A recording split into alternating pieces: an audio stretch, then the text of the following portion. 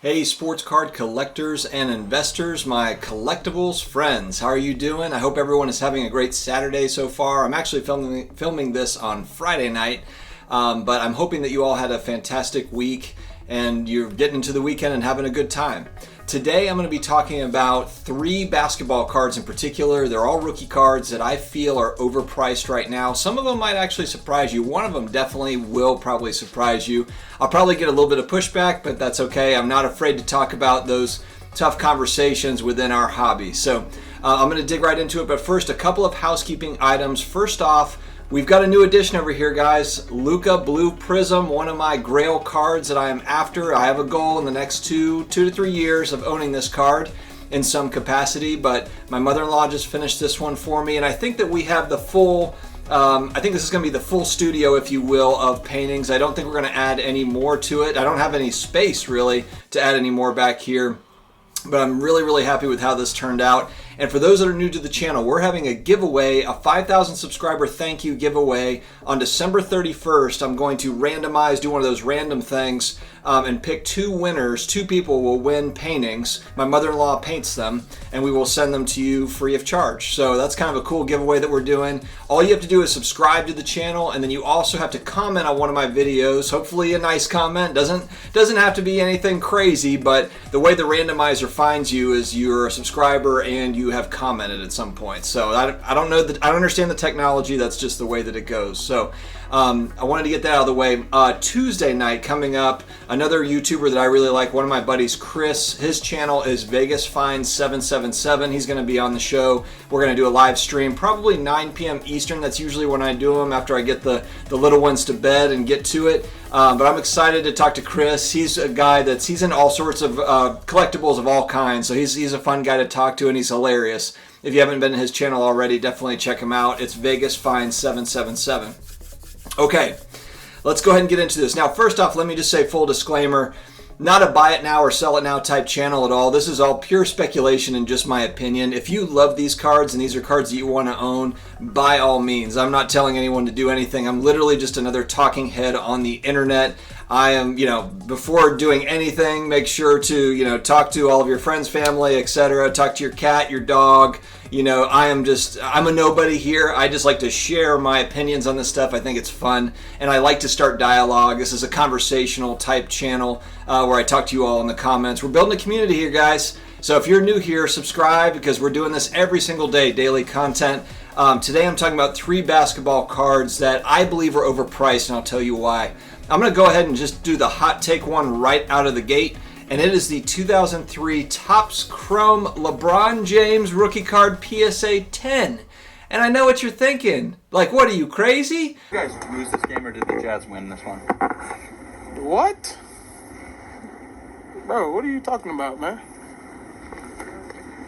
Bro, I'm out, man. This is a legend. This is a legendary player. And I do hear a lot of kind of, hobby talk just about like, hey, be careful speculating on new players. Go with GOATs. Go with Michael Jordan and LeBron James and Mickey Mantle and, et cetera, et cetera, et cetera.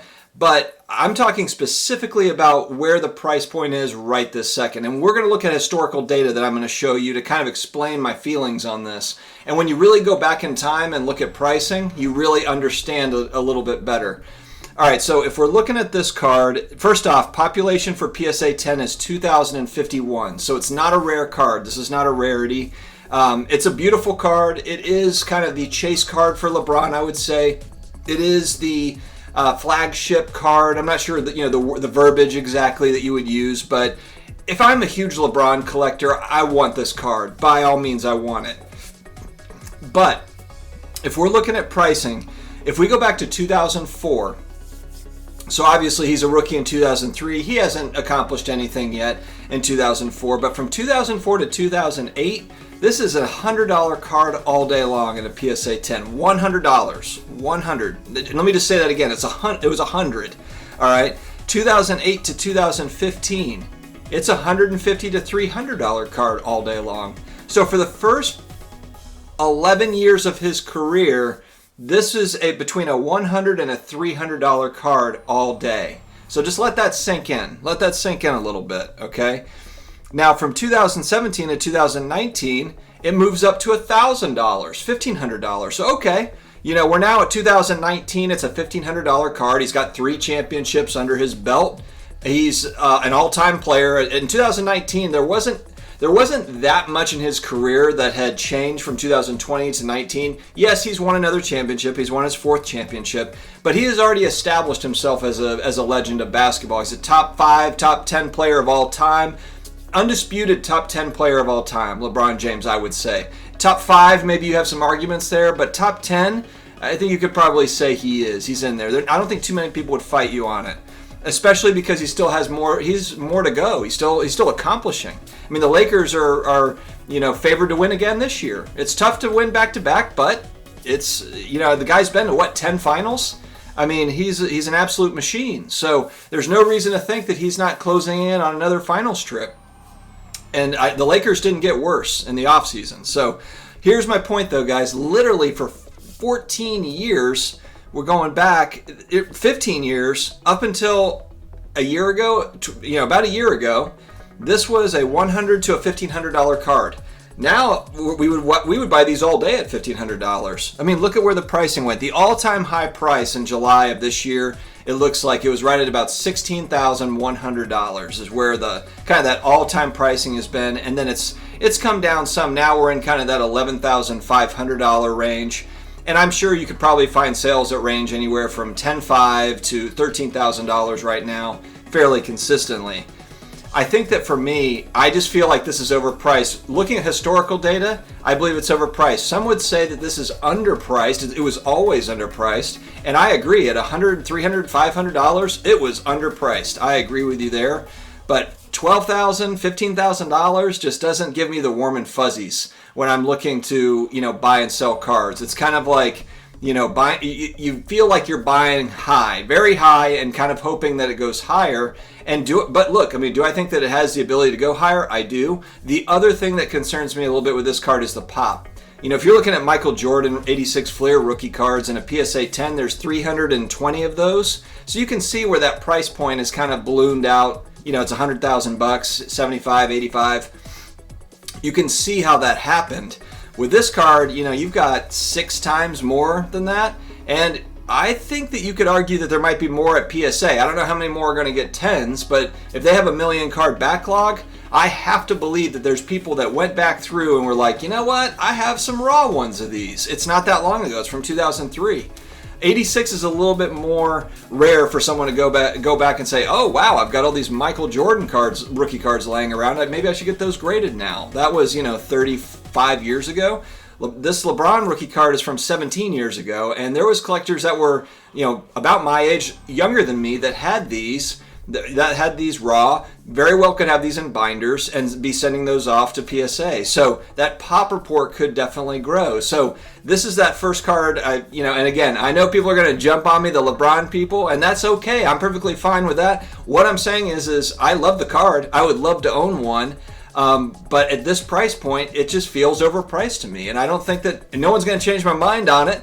And I think if you're buying, what's kind of your, you buy at, $10,000, you get a deal, let's say right now at $10,000, and then maybe you sell for 13 or 14, and then after eBay fees and everything, you're down, like you're spending a lot of money to make some, but you're spending a lot to make a little, in my mind.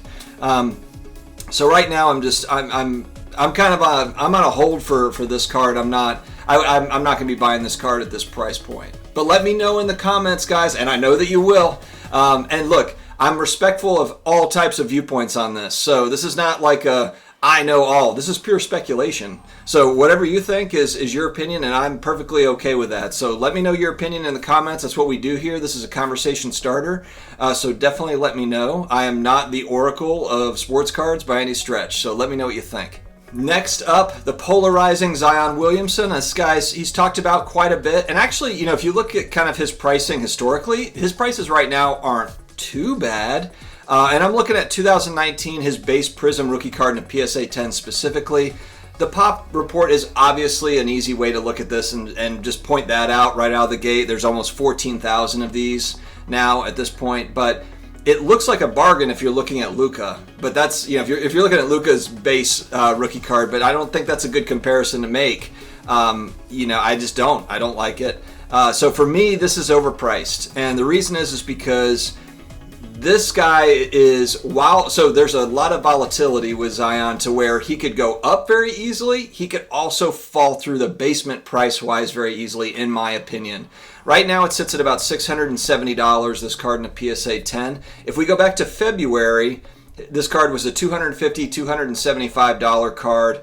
In March, it was kind of at its height. Actually, it hit a high point in early March at $870, and at the end of July, right when they were going to start playing in the bubble again, a lot of excitement about the Pelicans and Zion kind of making a push into the playoffs, and it never happened. It fizzled. But it was $875 at the end of July. Now it's at $671. It hasn't really gone down that much considering Zion looked... Now, look, when he was playing, he looked pretty good, but he wasn't amazing. Look, the pressure on this kid to be the end all, to be everything is tremendous. So if you look at his stats, he didn't play badly. It's just that it wasn't enough, and the Pelicans just kind of had a disappointing, bubble run. They just didn't play very well. So I believe at $670, this card is overpriced right now because Zion just has too much to prove. The Pelicans have too much to prove. They play in a deep West. This is a card I could easily, especially with, and again, if we're looking at million card plus backlog at PSA, this is one of those cards that I feel like there's a lot of, just like the next one I'm going to talk about. I think there's going to be more of these. I think this pop report's going to go up, and while $670 doesn't seem like a lot in comparison to other cards, it's just too common for me. It's too common, and if Zion gets hurt, and he's out for the season, this thing is going to, I believe it's just going to completely tank because these prices are just holding up based on this belief that he can just kind of get over this injury bug. But we're hitting like a point where it's like if he has one more big injury, you're going to see, I think the prices will sink pretty drastically. Now, could they go back up if he comes back and then has a good career? Of course they could. Anything can happen, but this is just for me a very volatile card. So I wouldn't, and I think that it's overpriced right now. Did you guys lose this game or did the Jazz win this one? What? Bro, what are you talking about, man? Bro, I'm out, man. All right, last but not least, one of my favorite players, if not my favorite player. I'm a Mavericks fan. I've got the blue prism on my wall, Luka Doncic. His 2018 base prism PSA 10, and I know everybody harps on this, and I am one of those. I've been harping on it for months, how I am not big on this card right now, that I just think that the pricing is crazy, and I still do. I still think that it's too high. The pop is going up. It's another one of those cards. When PSA gets through their backlog, that pop's sitting at 15,000 right now, 14.8 or something. It's going to be higher. Now, I love Luka. I love his cards. There's so many different cards of his to buy. This is just not the one that I would be going after. There's just so many other options out there. And so for me, it's sitting right now at about $1,600 is looking like where it's been selling, which is coming off of its high at about $2,100, $2,200 in August. So some might think like, hey, it's kind of a bargain right now. I just don't. For me, it's just not. At $1,600 with that supply going up, and I love Luka as a prospect. I own Luka cards. I think he's the next guy in the NBA, but he's been in the league for 2 years. There's just a lot of basketball to be played, and his prices are high. And this card, if you go back, just look at historically, this was a $200 to $250 card 1 year ago. And even if you go back to August before the last season, it was a $75 card. I bought 4 of them at $75 and sold off as it started to rise. In March, this was up to a $664 card. At the end of March, it was a $400 to $425 card. By July, it got up to $1,000, and then in August, that's when we started to see like the big boom when it got up to $2,000. And then it's kind of scaled back a little bit. It did drop down to about $1,200 in early September after the Mavericks were out of the playoffs. And then it started to come back and rise. But I understand that everybody loves Prism. I just don't like this one as far as its price point. I think very easily this card long term, if we're talking about 5-10 years down the road, even if Luka has an excellent career, wins an MVP, maybe wins a championship, I would not be shocked at all for this card to settle in at $500 to $750. It would not shock me whatsoever if that's what it was in 5 years, 10 years, etc. Now, again, I don't see the future. I don't know. It could turn into a $100,000 card. Maybe demand will go crazy. It's just this one in particular for him is just too common. There's not enough scarcity. And even though Prism is king right now, I'm a believer that things change. Maybe Prism will be the set that everyone chases in 5 years, 10 years. Maybe it won't. Maybe it'll be something completely different. And so that's where I'm hesitant on this card, and I'm hesitant on these cards. But guys, let me know what you think in the comments. Like always, I'm not a know-it-all. I like to learn as well. So if there is other data or other kind of key points that you would like to make, other than, I don't want to hear, well, no, I'm kidding. I was going to say, other than Luka has, more than 15,000 fans in Dallas, or, he's got more than 1 million fans in Europe or something like that. Because they're not all basketball card buyers, obviously, or the prices would be even higher. Anyway, I'm interested in hearing what you guys think. Thank you again for tuning in. Please subscribe if you haven't already. And don't forget to subscribe and comment so you can get put into the drawing for the giveaway so you can hopefully win one of these paintings. It would be awesome. Thank you again so much for getting me to 5,000 subscribers. It's been a fun ride, and I'm excited to see where this all goes. So have a great day, guys, and we will talk to you again later.